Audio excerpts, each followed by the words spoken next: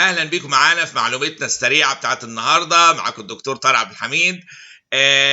بنتكلم سريعا كده على في علاج الدبريشن.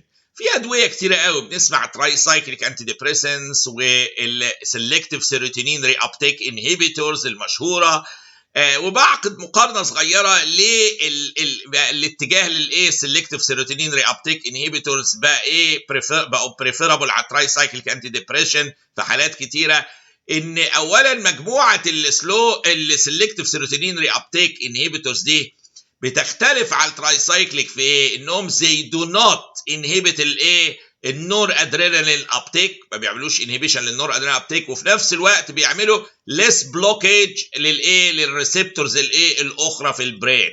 يعني بمعنى ان هم ليهم ادفانتج معينه مور سيلكتيف، هنا هو بيشتغلوا على حته الدبريشن وما بيعملوش بلوكينج للنور ادرينال ابتيك، وفي نفس الوقت ما بيعملوش بلوكينج للاذر ريسبتورز اللي موجوده في البرين، وبالتالي عندهم ليس تندنسي ان يبقى في سايد افكتس، ولو في الاوفر دوز هيبقوا ايه؟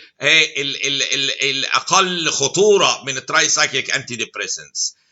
الاثنين الحقيقه كافيكاسي اوف ذا تو دراجز الديبريشن تقريبا ذا سيم، يعني عشان نبقى ايه صرحاء، ولكن في واحده منهم اللي هي الاس اس ار اي دول اللي هو سيلكتيف سيروتونين ري ابتيك انهيبيتورز، دول جنرالي ايه زي ما قلنا ليس سايد افكتس، ليس ادفيرس، وليس دينجرس في الاوفر دوز، لسبب ان هم ما بيعملوش انهيبيشن في النور ادرينال ابتيك، وما يعملوش بلوكينج لكل ريسبتورز ثانيه كتيره، على عكس ترايسايكليك انتي ديبريسنس اللي بتبلوك النور ادرينال ابتيك وبتبلوك اذر ريسبتورز از ويل، فليها ايه؟ مضاعفات وسايد افكتس.